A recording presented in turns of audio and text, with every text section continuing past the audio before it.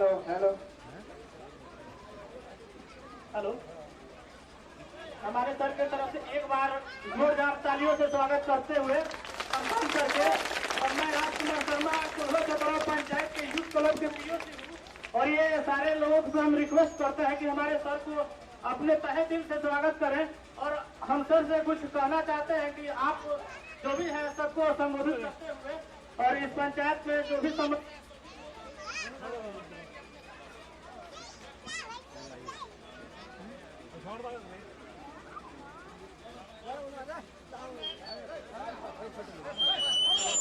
और मैं सभी से आग्रह है कि आप लोग कृपया हमारे सर की बात को ध्यान से समझें और सुनें, और अपने कष्ट को और दुख दर्द जो भी हो हमारे सर के साथ शेयर करें। और यही से मैं सर से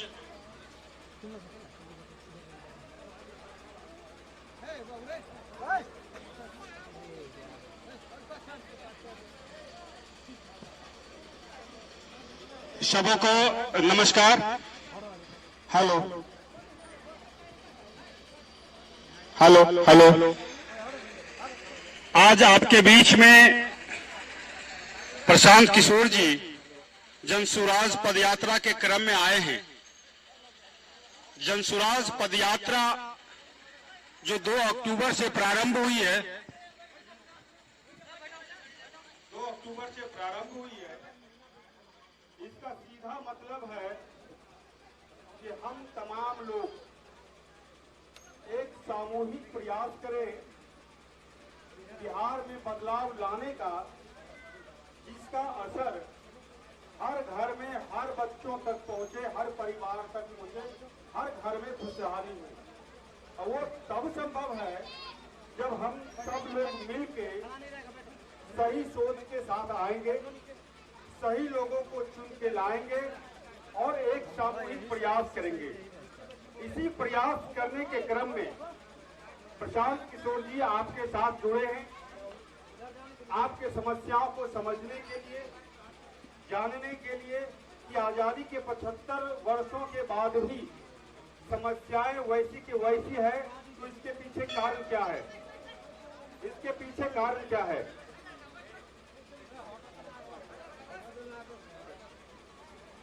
इसके पीछे कारण क्या है, क्या बात है। आपके बीच से प्रतिनिधि चुन के जाते हैं और समस्याएं फिर वहीं की वहीं रह जाती है। कहीं न कहीं हम लोग कोई न कोई एक ऐसी गलती कर जाते हैं, कभी जात के नाम पे, कभी धर्म के नाम पर, कभी क्षेत्रवाद के नाम पर, और हम विकास को पीछे छोड़ते हुए वैसे लोगों को चुन लेते हैं जो बार बार हम सबों को ठगता है। बस हम यही कहने आए हैं कि एक सामूहिक प्रयास किया जाए और उसमें आपकी भागीदारी सुनिश्चित हो।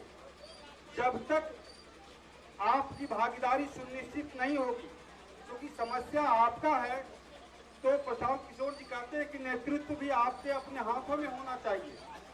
समस्या अगर आपका है तो बदलाव भी आपको लाना होगा, लेकिन कैसे होगा जब तक हम लोग एकजुट नहीं होंगे, एक मंच पर नहीं होंगे, एक सोच नहीं बनेगी, और जब तक सबका प्रयास नहीं होगा तब तक बदलाव नहीं होगा। इसीलिए प्रशांत किशोर जी आज 2 अक्टूबर से लगातार चलते हुए आपके बीच में आए आशीर्वाद लेने के लिए और आपसे सहमति लेने के लिए कि अगर हम पदयात्रा पे हैं तो आपके आग्रह होगा, आपका आदेश होगा, तो हम इस पदयात्रा को आगे बढ़ाते हुए इस पूरे बिहार में बदलाव लाएंगे। इसी सहमति के लिए आपसे प्रशांत किशोर जी जुड़ रहे हैं। आप सीधे प्रशांत किशोर जी को सुनिए और समझिए क्यों इतने इस परिस्थितियों में लगातार पैदल चल रहे हैं, इन बातों को समझिए। बहुत बहुत धन्यवाद। अब आपके बीच बोलेंगे। भाइयों बहनों, और ये जो रैली चल रही है ये हम लोगों के हक में बहुत अच्छी चीज है। ये हम लोगों से मशवरा लेने के लिए आए हैं। ये जो है हम लोगों का दुख दर्द को लेकर अपने पैदल चलकर अपने पैर को फुलाकर और हमारे समस्या को समझने के लिए आए हैं। ये कोई पार्टी नहीं है, कोई नेता नहीं है, कोई इनका जगह नहीं है। आज हमारे ही जैसे एक अंग है भारत का, जो भारत का सारा मामला हम लोगों के सामने जो गुजर रहा है, हम लोगों के साथ क्या होनी चाहिए इस भारत के अंदर, हमारे बच्चों का भविष्य के लिए क्या होनी चाहिए। अभी अभी चंद मिनटों पहले, चंद दिनों पहले जो कोरोना का बीमारियां थी, तो हम लोग जो है दौड़ते थे हॉस्पिटल, एक ऑक्सीजन भी नहीं मिलता था। इसी चीज को ये जानने के लिए आज हमारे ही धरती का बेटा हम लोग के समक्ष आए हैं, हमारी दुख समझने के। तो इस कार्य को समझते हुए, इनकी ये हमदर्दी को समझते हुए हम लोग जो है इनकी बधाई दे और इनके कंधे से कंधे मिलाकर चले और हमारी समस्या को ये दूर करें। जैसे आज के हालात एक चल रहा है, एक ब्लॉक है, एक ब्लॉक के अंदर जाने के बाद एक कागज एक टेबल से दूसरे टेबल पर भेजा जाता है, मगर कर्मचारियों का वोट में वोट नहीं सकता है रिश्वत मांगने। ये समस्या है। एक हॉस्पिटल में जाइए, एक दवा नहीं है, उपलब्ध डॉक्टर नहीं है। आज 3 रोज के पहले मैं बेतिया, हमारा सेंटर हॉस्पिटल है, उस हॉस्पिटल में एक बच्चे का जो एक्सीडेंट हुआ था, वो जो है दौड़ रहा है, डॉक्टर नहीं था। इस बात को ध्यान देते हुए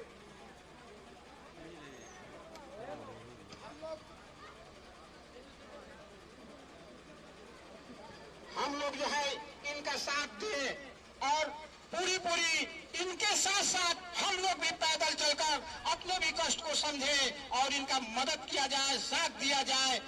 आगे चलकर हो सकता है कि इनसे भी हमारे देश का उन्नति हो जाए। मगर मैं अपने नौजवान साथियों से यही अपील करूंगा और जो मेरे साथ आए हुए हैं मेरे दुख दर्द समझने के लिए, मैं इनसे भी यही अनुरोध करूंगा। ये कोलवा चौतरा एक बस्ती है, यहाँ पर बहुत से कमियां हैं, अभी तक बहुत से चीजें बाकी हैं। अगर थोड़ा सा उस पर ध्यान देते हुए और सारे जनताओं को खुश करें और बात रखें अपने। धन्यवाद। अब आपके सामने जन स्वराज के प्रणेता और सूत्रधार प्रशांत किशोर जी अपनी बात रखेंगे। उसके पहले आप बोलिए, हम बोलेंगे जन स्वराज, आप बोलेंगे जिंदाबाद। जन स्वराज, जन स्वराज, जन स्वराज। अब आपके सामने प्रशांत किशोर जी अपनी बात। हेलो हेलो हेलो, छोड़ दीजिए, हम बोल देंगे इसी से। हेलो, नमस्कार नमस्कार। आपके गांव के इस मंदिर के प्रांगण में आपसे मिलने का जो आपने अवसर दिया है, इसके लिए आपका धन्यवाद करते हैं, आपका तहे दिल से शुक्रिया अदा करते हैं। मेरा नाम प्रशांत किशोर है, बिहार के रोहतास जिला के एक छोटे से गांव कोनार से आते हैं और बिहार के सामान्य परिवार के तरफ से ही हमारी भी शुरुआत हुई है। हमारे दादा बैलगाड़ी चलाते थे, पिताजी सरकारी डॉक्टर थे। यहीं के सरकारी बोड़ा छात्र स्कूल से पढ़कर हम भी निकले।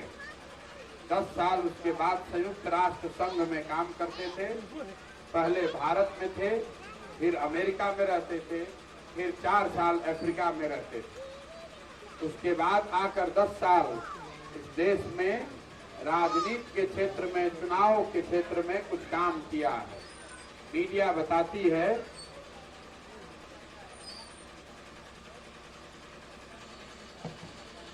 बताती है कि जो काम मैं करता था, जिसका हाथ पकड़ लिया, जिसकी मदद में खड़े हो गए, वही आदमी, वही दल चुनाव जीत गया। 10 साल तक उस काम को किया और काम करने के बाद 2021 में घोषणा किया है कि अब जीवन में वो काम फिर से नहीं करेंगे, किसी राजनीतिक दल या किसी नेता के लिए फिर से काम नहीं करेंगे। ऐसा क्यों? वही काम करके इतना नाम कमाए हैं। लोग बताते हैं कि लोग चुनाव में सलाह लेने के लिए, चुनाव कैसे लड़ा जाए, जीता जाए, ये सलाह लेने के लिए सैकड़ों करोड़ रुपया देते हैं मुझे। उस काम को क्यों छोड़ दिए? काम को इसलिए छोड़ दिया कि 10 साल काम करके अनुभव हुआ कि अगर भगवान ने कुछ शक्ति बुद्धि दी है, आप में ये ताकत है कि आप किसी को चुनाव जिताने हराने में मदद कर सकते हैं, तो सत्ता परिवर्तन के लिए नहीं, व्यवस्था परिवर्तन के लिए मुझे काम करना चाहिए। तय किया कि अब आगे किसी राजनीतिक दल या किसी नेता के साथ काम नहीं करेंगे, अब जनता के साथ ही काम करेंगे। बिहार वापस लौटे, 1 साल 1.5 साल काम छोड़ने के बाद, सब सोचने समझने के बाद बिहार लौटे। बिहार क्यों लौटे हैं? बिहार इसलिए लौटे हैं कि इसी मिट्टी में जन्मे, यहीं पर पले बढ़े, और यहाँ की जो गरीबी है, यहाँ का पिछड़ापन है, यहाँ की जो बेरोजगारी है, यहाँ लोगों की जो दुर्दशा है, वो देखकर ऐसा लगा कि अगर भगवान ने मुझे कुछ शक्ति दी है, मुझे कुछ बुद्धि दी है, तो मुझे जरूर इसके सुधारने के लिए कुछ प्रयास करना चाहिए। तो उस मिट्टी का कर्ज अदा करने आए हैं जहां पर पले और बढ़े हैं। पदयात्रा पर निकले, दल नहीं बनाए, वोट नहीं मांग रहे, तो पदयात्रा पर क्यों निकले हैं? संकल्प किया है कि पूरे बिहार में जितने प्रखंड हैं, ज्यादातर गांव, पंचायत, शहर, पैदल चलकर ही जाएंगे, गाड़ी पर नहीं चढ़ते हैं, किसी होटल में, सर्किट हाउस में नहीं रुकते हैं, जहां शाम हो गई वहीं रुकते हैं, टेंट तंबू गाड़ के, अगले दिन फिर वहीं से चलना शुरू करते हैं। पूरा बिहार करने में, पूरा बिहार घूम कर देखने में करीब करीब 3500 किलोमीटर पैदल चलना पड़ेगा, और वो करने में 1 से 1.5 साल का समय लगेगा। लेकिन संकल्प किए हैं कि जब तक इस काम को पूरा न कर लें, तब तक घर लौट कर जाने वाले नहीं हैं। अब पैदल काहे चलता नहीं? कुछ आदमी कहता कि भैया गाड़ी से चलती तो वह ज्यादा रहे, बढ़िया, सब जगह देख लेती, ज्यादा गांव घूम लेती। वो सोचत हो कि भाई पैदल काहे चलता? पैदल ऐसे चलता नहीं कि जनता के जो समस्या बा, वो बिना पैदल चल ले कोनो उपाय नहीं है। धरती पर अब जनते बच गई बिया, जे नेता हो गए सब हवे में उड़ता, कोई धरती पर नहीं खे। जे नेता हो गई अब हवा में उड़े लागल। तो जब पैदल चलता नहीं तो लड़का दिखता सन, आधा लड़कन के शरीर पर कपड़ा नहीं खे, तो हमारा जांच समिति नहीं खे बैठावे के समझ में आवता कि इतना गरीबी बा कि आधा लड़कन के शरीर पर कपड़ा नहीं खे। जब पैदल चलता नहीं आ गांव से निकलता नहीं, तब बिना गमछा बंधले नाक पर बाहर ना निकल सके आदमी। तब बुझाता कि जो शौचालय योजना चलल बा, टोटल कागजी कार्रवाई बा, एको शौचालय बनल नहीं खे, कौनो जांच के जरूरत नहीं खे। पैदल रवा चले लगी, अपने आप दिखे लगी कि का धरती पर भइल बा, का नहीं खे भइल। पैदल चलता नहीं तो लोग मिलता, हाथ धो के ले जाता, ये भैया चली, खाली देख ली हमारे घर के हम कोना दशा में रहता नहीं। हाथ भइल बा, ठेहुन भर पानी लागल बा, चाचर बिछा के आदमी घर में रहता, चौकी खटिया भी नहीं खे बहुत घर में। तो बुझाता कि भैया जितना सरकार गरीबी हटाओ के नारा देती है, सब आधा फर्जी बा ना। रवा गांव से पैदल जाता नहीं तो कोनो जांच बैठावे की जरूरत नहीं खे। बुझाता कि सड़क एको नहीं खे, नाली गली भरल बा, सब टूट गई बा, आ एको नल जल में नल के पानी कहीं नहीं खे पहुंचत, देखे न पहुंचत। यही से पैदल चलता नहीं। आदमी कहता मोटरसाइकिल से चली हुई दिखा दे, मोटरसाइकिल से नहीं चले के, गाड़ी से नहीं चले के, हेलीकॉप्टर से नहीं चले के, पैदले चले के बा।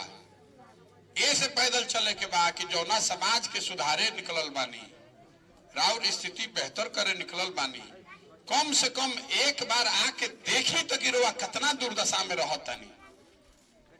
राउर लड़का कौन स्कूल में पढ़े जाता, जहां पढ़े जाता वजह कहीं पढ़ाई होता कि खाली खिचड़िए बटाता। रवा जो ना अस्पताल में जाता नहीं, बीमार पड़ला पर दवाई बा कि ना, डॉक्टर बा कि ना। जो ना खेत में रवा काम करते नहीं, उजा नहर से पानी पहुंचता कि ना। तो जब आदमी पैदल चली तबे न बुझाई। हम अमेरिका में पढ़ल बानी तो हमरा अमेरिका में थोड़े ना पढ़ावल गइल बा कि गांव में खेत में पानी पहुंचता कि ना। ओकरा खातिर तो यही गांव में आवे पड़ी ना भाई। यही से पद यात्रा करे निकलल बानी कि कम से कम एक बार राउर समस्या के जानी तो तबे न ओकर उपाय निकालल जाई। दूसरा पदयात्रा पर क्यों निकले हैं? इसलिए निकले हैं कि जो राजनीति जो लोग कर रहा है, जो लोग भी राजनीति में है, वो सब विधायक का लड़का ही विधायक बनेगा, एमपी का लड़का एमपी बनेगा, आ सामान्य आदमी के जो लड़का बा ओकरा के कोई पूछे वाला नहीं है। रउआ में खूब हुनर बा, ताकत बा, समाज के समझ बा, रउआ कुछ कर सकीला, लेकिन रउआ के आगे बढ़ावे वाला कोई नहीं है। तो दल काहे नहीं की बनैले? हम दल बना ले तो उसे का हुई? पहले ही से 50 गो दल बनल बा, एगो हमू बना ले, उसे बात ना बनी। बात तब बनी जब बिहार के सब सही लोग मिलकर दल बनाए। और सही आदमी के कैसे पहचानल जाई? आदमी कहते हैं भैया केकरा माथा पर लिखल बा सही के बा गलत के बा, कैसे पहचानल? तो जब पदयात्रा कर रहल बानी तो हजारों आदमी से मिलतानी, लोग बतावता, लोग के बारे में दूसरा से पूछतानी। तरवा घरे दही जमेला, दही धइल बा तो मैं मक्खन लौकत अरुआ, दही के देखब तो मैं मक्खन लौकी ना न लौकी, लेकिन दही में मक्खन बा, दही के मथब तो उसे मक्खन निकल जाए ना भाई। तो समाज में अच्छा आदमी के कमी नहीं खे, बहुत अच्छा आदमी बाण, लेकिन जैसे दही में मक्खन नहीं खे लौकत, वैसे समाज में जो सही आदमी बा ओकरा लौकत नहीं खे, मथल जाई समाज के तो उसे निकल आई। तो पदयात्रा इसलिए कर रहे हैं कि समाज को मथ के जो सही आदमी है, जिस पर समाज का भरोसा है, जो समाज को नोचना नहीं चाहता है, जो समाज के लिए कुछ करना चाहता है, समाज को देना चाहता है, ऐसे आदमी सबको ढूंढ कर निकालें और फिर उसी के पीछे अपना बुद्धि, शक्ति, पैसा, ताकत लगाएं और जनता के आशीर्वाद से उसको जिता कर लाया जाए। तभी न सरकार, तभी वो सरकार जो बनेगी उससे रास्ता निकलेगा। गांधी जी का फोटो लगा हुआ है, नाम लिखा हुआ है जन सुराज। लालू सुराज नहीं, नीतीश सुराज नहीं, मोदी सुराज नहीं, प्रशांत किशोर सुराज भी नहीं, जनता का सुंदर राज होना चाहिए। जो गांधी जी ने कहा ये तभी होगा जब जनता के बीच से ढूंढकर लोग निकाले जाएं, वही लोग मिलकर दल बनाए और उसी को जनता आशीर्वाद दे वो जीत कर आए। ठीक है नहीं प्रयास? ठीक बा ना? तो देख ली हमने के दशा का बा। लालू जी के वोट दिया तो सामाजिक न्याय करत करत पूरा आपराधिक जंगल राज कर दिलन। फिर नीतीश जी के दिया तो आर्थिक विकास करत करत पूरा बिहार के सफाया हो गई। अब मोदी जी के दिया तो मोदी जी अलगे उड़ातान ऊपर, घरे घर से वोट दिया बा ना मोदी जी के, दिया बा ना भाई? इतना धीमे धीमे बोलता नहीं, सब आदमी हमने के दिले बन तबे ना प्रधानमंत्री भइल बाड़न। 14 में हम ही नारा लिखले रही, हर हर मोदी, घर घर मोदी। तो घरे घर से रवा सब दे देनी जा वोट मोदी जी के, तो घरे घरे से सिलेंडर के 1220 रुपया दिया था ना, दिया था कि ना? कोनो घर में डिस्काउंट नहीं ना मिलत, सबके देवे पड़ता 1200, दिया था ना? एक खाली और चल के मोदी जी के दे दिया जाए तो 2000 रुपया लागी सिलेंडर के, दिया जाओ एक बार और मोदी जी के जिता के भेज देनी जा। और सब कोई सोचल के अरे भाई कुछ ना हुई तो बिहार में कुछ विकास हुई, कुछ फैक्ट्री उक्ट्री लाग जाये। फैक्ट्री लाग गई भाई? अरे फैक्ट्री लागल बा नहीं खे लागल। मोदी जी आयल रहन तो मोतिहारी में कहलन कि शुगर मिल चालू हो जाये तो यही चीनी से जो चाय बनी उहे पियब, ओकरा बादे वोट मांगब। अब मिल चलत है कि नहीं रहुए जानता नहीं के चलत? अब देख ली फैक्ट्री लग रहा है गुजरात में, बात को समझिए। बिहार में फैक्ट्री काहे नहीं लग रहा है? गुजरात में एगो शहर है सूरत, वहां बिहार का 5 लाख लड़का मजदूर बनकर काम कर रहा है। अकेले सूरत में 5 लाख लड़का मजदूर है। फैक्ट्री लग रहा है गुजरात में। अब देखिए हमने के अपना के कितना चालाक बुझता नहीं जा। हमने के दशा देखी, गुजरात से मोदी जी को कितना एमपी जीता है? 26 गो। सुनिए इस बात को समझिए, गुजरात से मोदी जी का 26 एमपी जीता है तो गुजरात में घरे घर लागत है फैक्ट्री। गुजरात का आदमी हो गया फैक्ट्री का मालिक। हमने के कई गो जिता के भेजले बन रे भाई, 39 गो आ हमनी के लड़का वही फैक्ट्री में हो गए सब मजदूर हो गए सन न, तो हमनी के बुझतन कि बड़ा चालाक बानी जा हमनी के। तो मोदी जी फैक्ट्री काहे निकल लगावत, ऐसे निकल लगावत कि उनको मालूम बा कि जरूरत क्या बा बिहार में। बिहार के आदमी सोचबक बाड़न चलल जाए फिर चुनाव में आ फिर हो हिंदू मुसलमान भारत पाकिस्तान आ कुछ ना तो पुलवामा बढ़ले बा और सब आदमी जाके फिर बटन दबा दी। तो ये बतावे निकलल बानी, अरे भाई हाथ जोड़ के कहता नहीं वोट नहीं मांगत कि रउआ अपन लड़का के चिंता ना करब, अपन चिंता ना करब तो नेता कोई और चिंता करी ना न करी भाई। तो हमनी के 5 बरस बैठ के गांव में घर में गरियाओ तनी जा कि स्कूल नहीं खे, अस्पताल नहीं खे, रोड नहीं खे, रोजगार नहीं खे, भ्रष्टाचार बा। आ जब वोट होता तो आदमी सोचता कि अपना जाते वाला के दे दे भाई पहले हो बना आ हिंदू मुसलमान हो जाता। ए भाई मियाँ जी लोग के सबक सिखावे के बा, आ मियाँ जी लोग कहता कि अब चली भाजपा के सबक सिखावे के बा, तो सब आदमी अगर भुला जाता कि स्कूल बा कि ना, कि भ्रष्टाचार बा कि ना, सब भुला जाता आदमी। आ जीत के गई ओकर बाद हम अरुआ झुनझुना बजाई कहानी लग गई। फिर एगो आदमी जा हजाम हमरा बेटाई तो पूछनी के भाई बताओ 35 साल से लालू जी और नीतीश जी के राज बा, दोनों में क्या फर्क बा। तो जौन बतैलस तो सुनी जे रामनगर के एगो हजाम बतावत रहे, कहलस के भैया हम तो हजाम मानी सैलून चलाइला, दोनों में कोनो फर्क नहीं खे, दोनों में जनता के हजामत पूरा पूरा बनता। लालू जी के राज में हजामत अपराधी बनावत रहे और नीतीश जी के राज में हजामत अधिकारी बनावत सब। लालू जी के राज में अपराधी रात में गौन लगा के लूटत रहसन और नीतीश के राज में अधिकारी जो दिने में कलम लगा के लूट रहा बा। बिना भ्रष्टाचार कोनो काम होता भाई नहीं खे हो। तो ये कहे आइल बानी रउआ के रे भाई अगला बार वोट लालू को नहीं, नीतीश को नहीं, मोदी को नहीं, प्रशांत किशोर को भी नहीं, वोट उसको दीजिए जो आपके बच्चा के लिए स्कूल बनवाए, आपके बच्चा के लिए रोजगार का जुगाड़ कराए, आपका गली नाली ठीक करवाए, आपका खेत का काम करवाए।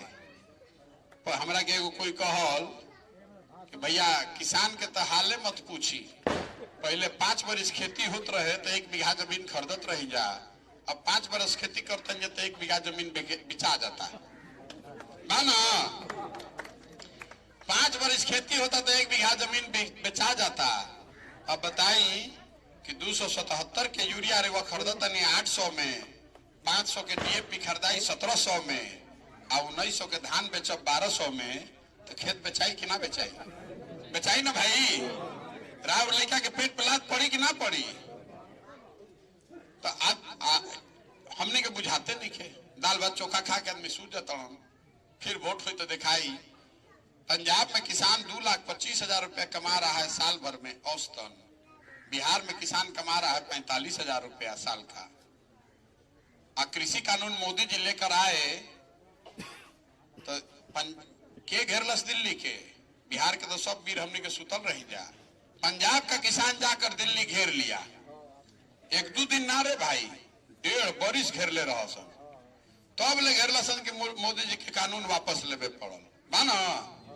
काहे खातिर आंदोलन होत रहे कि जो सरकारी मूल्य बा ओ पर भाई धान गेहूं खरीदे के चाहिए। अभी जितना आदमी किसानी करता बता दी, कोई एको आदमी सरकारी मूल्य पर धान बेचले बा? नहीं ना बेचले।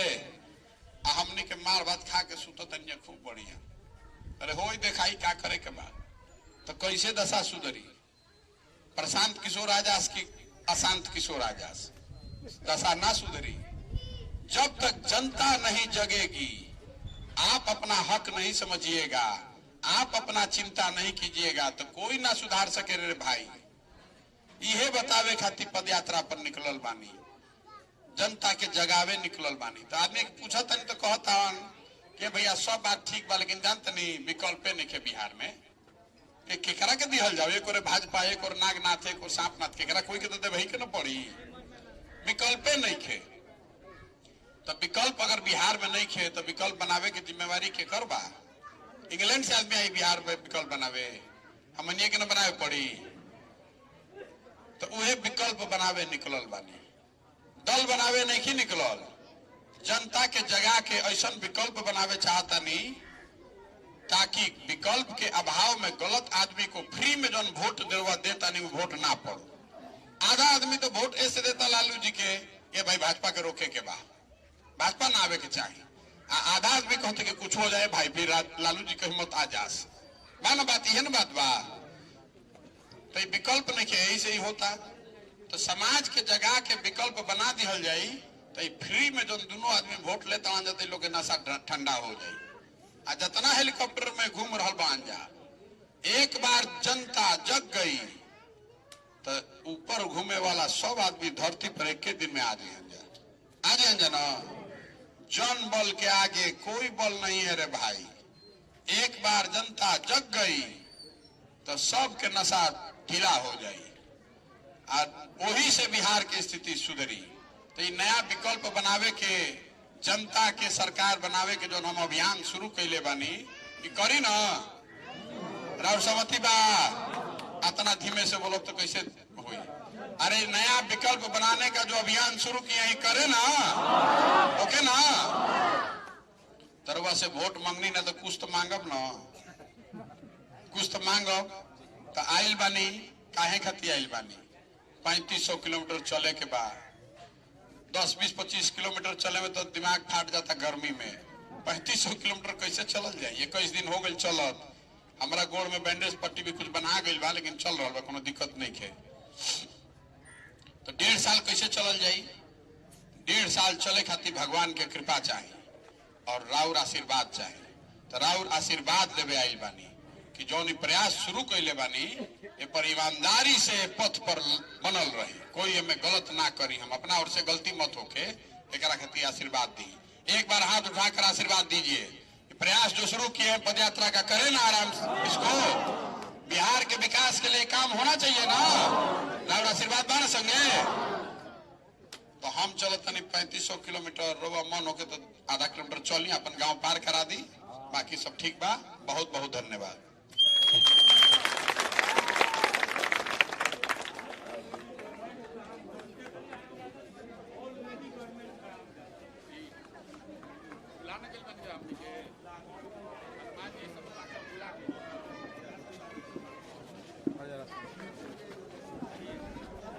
लाइव इंटरप्ट हुआ, साइड दीजिए।